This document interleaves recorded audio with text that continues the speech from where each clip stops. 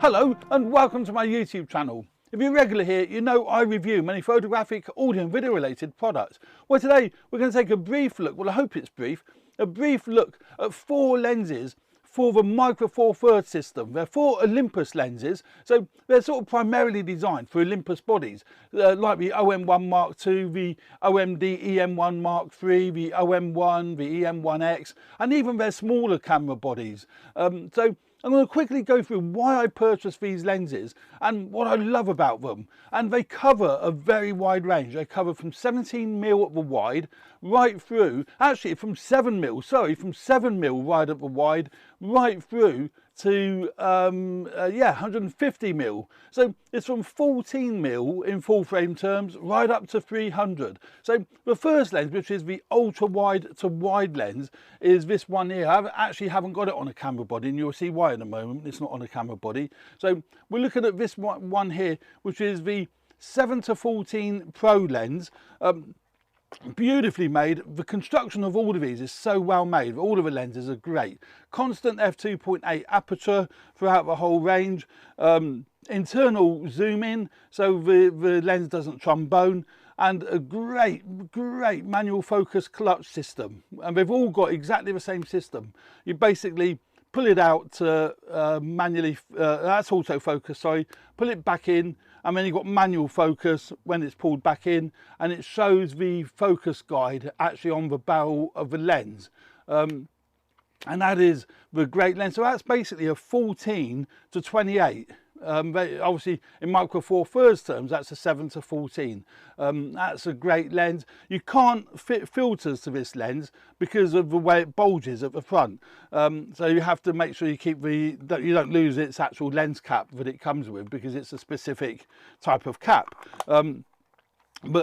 Yeah, as for 7-14, now what I will be doing is putting a link in the description to my Flickr page where you can take a look at all these pictures. I mean, we're going to quickly go through some of them, but you'll be able to go to my Flickr page and then study them in detail. So if you are looking for a lens for your I say Olympus, but Olympus or Panasonic, Blackmagic, Micro Four Thirds body, whatever, but if you are looking for a lens, one of these lenses could well be the perfect lens, or all 4 of them could be the perfect lens for you, because the 3 Pro lenses have got a constant f2.8 aperture throughout the entire range of a lens. They're weather sealed, and they've got that lovely manual focus clutch. So those 3 features I think really do sell these lenses. And they are tag sharp. They are really sharp lenses. So that's one of the lenses. The other lens, which isn't classed as a Pro lens, but it's at the wider end, we're going to take a look at, is the 17mm lens here, which is fitted to my pen F. They call it a pancake lens. I think it's too big to be a pancake lens, but that's an f1.8 aperture.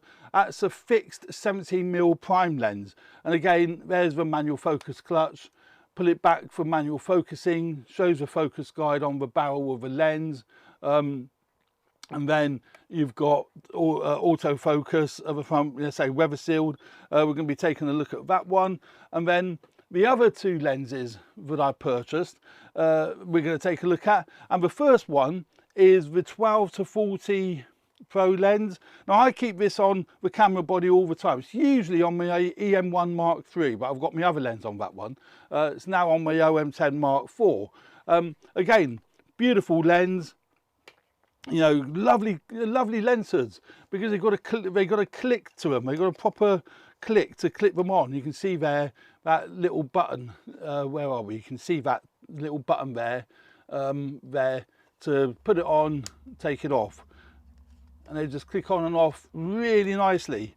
The designers and engineers at Olympus, I think, do a wonderful job with their lenses. They do with the cameras, but the lenses I think are beautiful. Weather sealed, and that's 12-40, constant f2.8 aperture, your manual focus clutch there.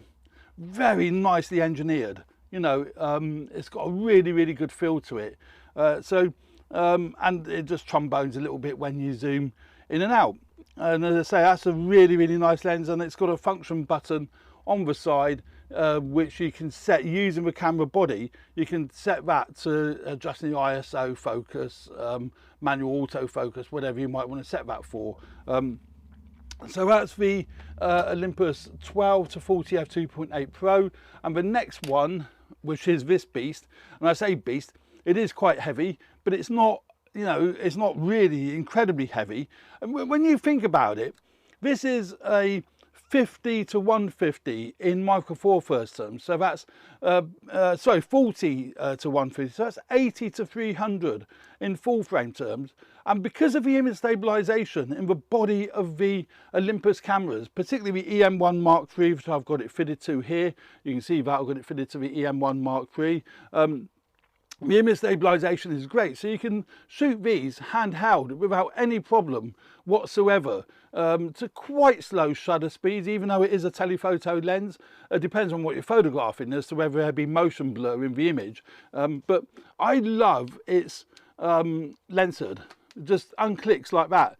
Twist it, fold, pull it back, and then turn it the other way, and it comes out. I mean, that's beautiful design, works really, really, really well. And again, this lens has got the excellent manual focus clutch, just the same as the other Pro lenses, and it's internal zoom in. So as you zoom, it doesn't trombone. So, you know, the size and weight and the balance of a lens doesn't change as you're moving it through the zoom range.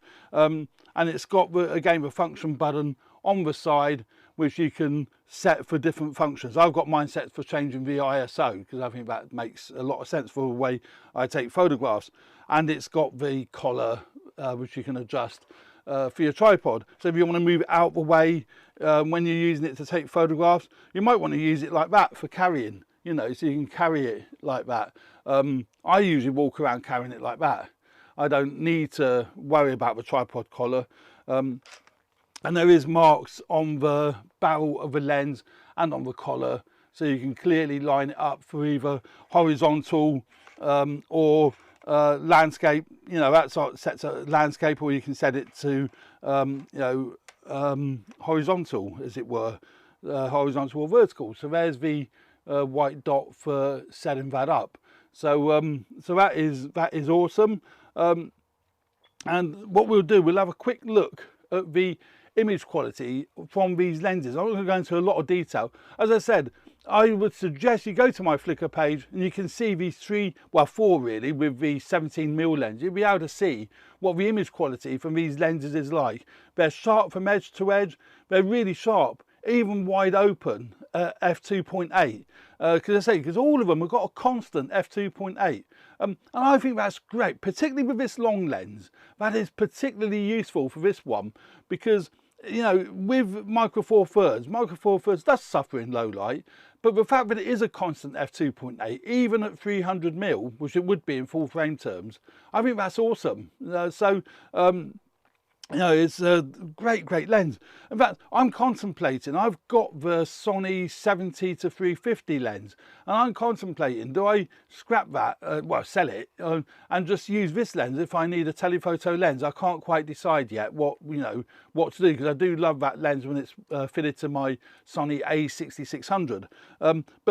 Yeah, so with as far as image quality is concerned, I'm not doing these in any particular order. That is what you're looking at, images taken with the Olympus 40 to 150, and they're all just so sharp. The colours, the definition. Now these were taken on my OMD EM1 Mark II, because these were taken a few years ago, and you can see there, shot at f2.8. So, you know, shot at, you know, they're all being shot at their widest aperture. But even when you zoom in, you get nice clarity, nice sharpness. You know, it's a beautiful lens, lovely colours, lovely clarity. I just love this particular lens, and it's a great travel lens. As I say, it is a bit bulky, you know.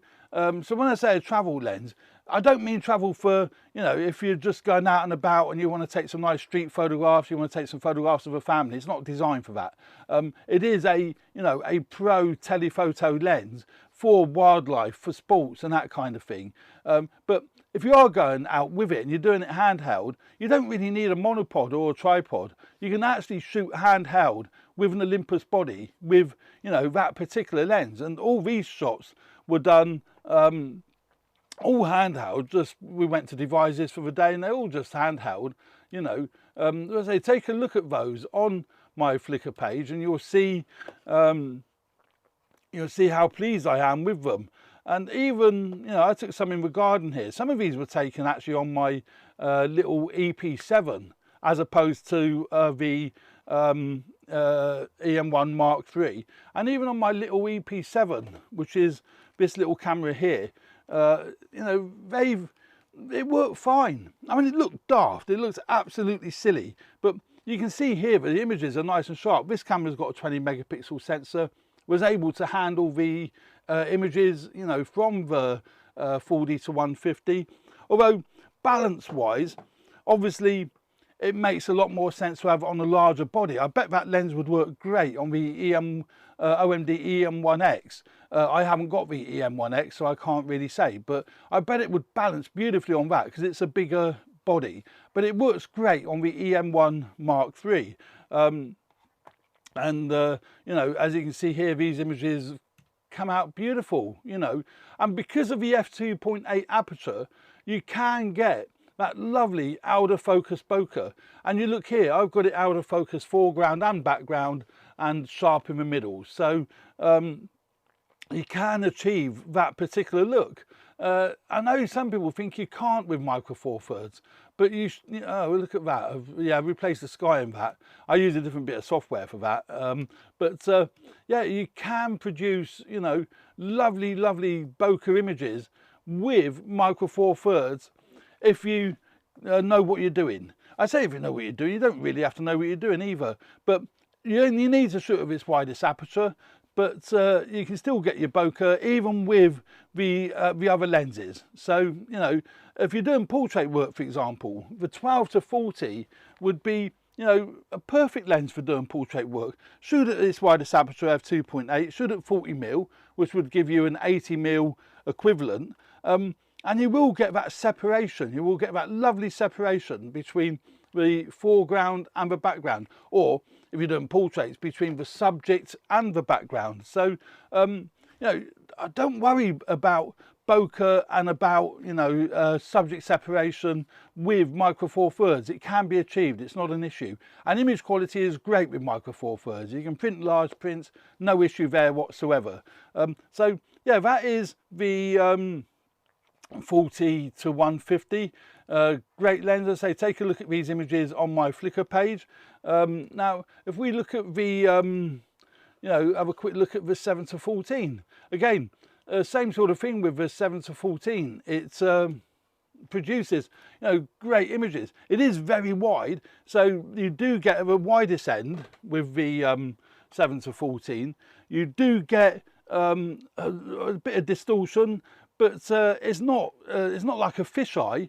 It's just ultra wide, and it looks nice. I mean, that just looks really nice. I mean, this particular image is shot at the 7mm end, so that is at its widest.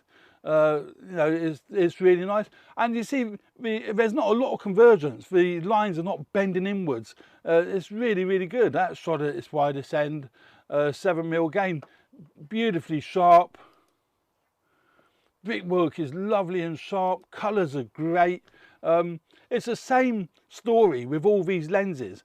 You know, again, architecture is great with you know, an ultra wide lens and with landscapes. I like the effect that a wide angle lens gives. A lot of people don't. So it is, you either love it, or I think you either love it or you hate it. I know a lot of people would only go as wide as 24, maybe 28mm, but the lovely thing with a 7 to 14, you can either go right to the widest, which is 14, or to 28, because it is a, you know, it is ultra wide to wide, and that isn't too heavy to put in your kit bag for, you know, for the occasions when you do need it. As I said earlier, the only issue is you can't put filters on it because there is no way of attaching filters to this particular lens. You have to adapt them, I guess, find another way if you want to attach filters. But again, as I said before, lovely manual focus clutch on that particular lens. So yeah, so that's for 7-4 again, sharpness, edge to edge, and also center sharpness.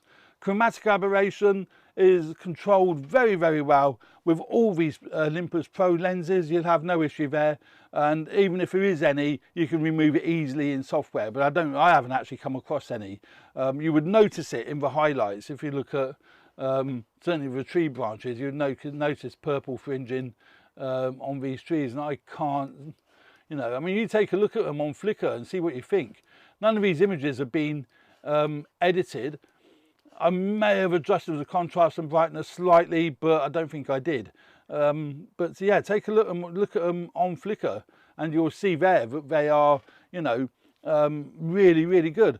And then, as I say, the other lens is the Olympus 17mm, which is this one here, and this is classed as a pancake lens, but I just think it's just that little bit too big to be a pancake lens.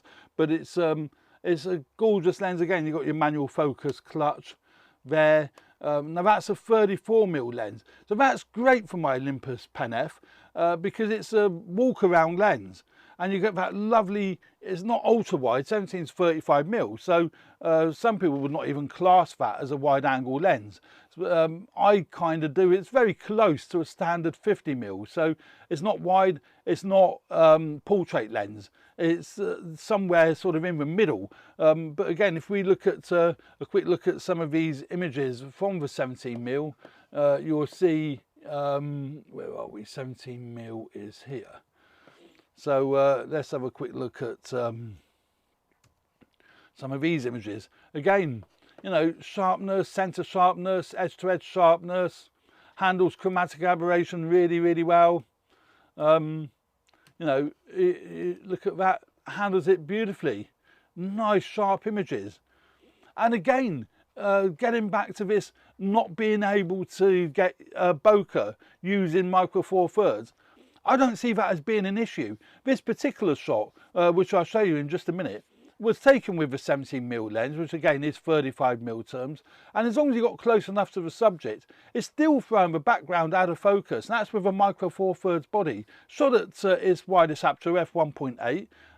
But you can see here that the foreground is in lovely sharpness, which is the plant, beautiful sharpness on that, really, really nice, but it has thrown the background out of focus. So you have got that subject separation between the foreground and the background.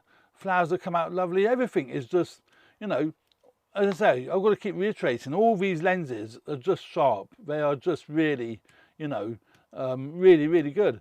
But yeah, I shall put a link in the description to my Flickr page so you can take a look at them there. Yeah, quite a few of these images you'll see on Flickr have got replacement skies. Those have been edited in a program called Luminar Neo. I use it all the time. It's a great bit of software. It does your color correction, your brightness, contrast, exposure correction and what have you. It's got a lot of artificial intelligence features built within the software. But I put in the description where you can download a trial version of Luminar Neo, and if you do decide you want to buy it, use the code AVP to get $10 off. It's a great bit of software, and once you've purchased it, you own it. So there's no subscription model like there is with Lightroom, so I think that is great. I mean, I do use Lightroom, I use Luminar, I use them both together, but you actually don't need to, because Luminar will do everything that Lightroom does pretty much. But apart from the cataloging in Lightroom is so much better than it is in Luminar Neo. But Neo was never designed as a cataloging piece of software. It's designed as a photo editing bit of software. So if we look at this image, what a naff sky. It's not a great image, I mean, anyway, but what we'll do, we go into Luminar Neo, and what we can do with that, send it up as a TIFF file. It doesn't destroy the original image with Lightroom. Lightroom creates a copy. So we'll let that load into Luminar Neo. And then once it's in Neo, then I'll show you how you can quickly replace skies. And, you know, fantastic bit of software. Really, really helpful. There we go. As quick as that, even on an older Mac like this. So that's now in Luminar Neo. We go into the edit module. We just load up the edit module. And then down the right hand side here, we've got all these different things that you can do. So if we go into sky replacement, and we can select what sky we want. So, and it comes up with a thumbnail image of the sky. Let's go for something a little bit dramatic, because it's a sort of a, well, I say a dramatic image, just pick that one. And there you go, that's changed the whole look of the image. Now I'm going to enhance that using artificial intelligence. I don't want to bother with curves and all that sort of thing. I'm just going to give that a bit of pop, so it pops out. We can adjust the sky if we wanted to, but that'd be fine for this sample. Click on apply. Then what that'll do is take me straight back to Lightroom. So that'll save that and put it back in Lightroom. So it's all done in one motion, as it were. So it is a very, very useful bit of software, and it's great. So we'll let that load back up in Lightroom. Then I can show you, the before and after, what that image, has come out like. So let's go back to Lightroom. Where are we? Lightroom. Let's go back to Lightroom, and there we are. So that is the edited image. Let's go full screen on that. That's what Luminar 4 has done. That's given it a lot of pop, a lot of vibrancy, and it's made that image so much better than what it was before. That's what it was before, flat as anything. Now we've got a popped image, so that is great. So if you're looking for a bit of software that can do that, Luminar Neo is the one to get. And as I say, download the trial versions. I'll put a link in to my website where you can download the trial version. That is great. So as I say, these 4 lenses will suit your needs beautifully. I mean, if you're not into wildlife and sports photography, then I can highly recommend, really highly recommend that you get the 17mm f1.8 lens, and keep that either permanently on the body as a travel camera, travel lens. Maybe you've got 2 Olympus bodies and keep that one on it. And the other lens to get, which I think is really, really useful, is the 12 to 40 f2.8 Pro. Now they do make other Pro lenses. They've got the 12 to 100, the 12 to 200, the 12 to 45, but they're f4 lenses. And I think with micro four thirds, the wider the aperture you can get, the better you're going to be, because I can take this into much lower light situations. So I would always recommend the f2.8 Pro lenses, but the f4 Pro lenses are really compact. So, it's kind of what you need really. I mean, the 12 to 100 as a travel lens would be ideal as well, because that's 24 to 200 in one lens.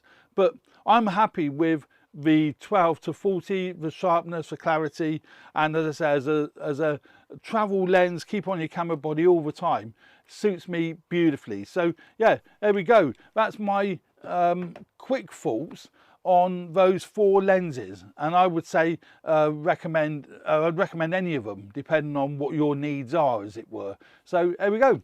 Thanks very much for watching, and stay tuned for more videos relating to video photography, podcasting, so on and so forth. Cheers for now. Bye.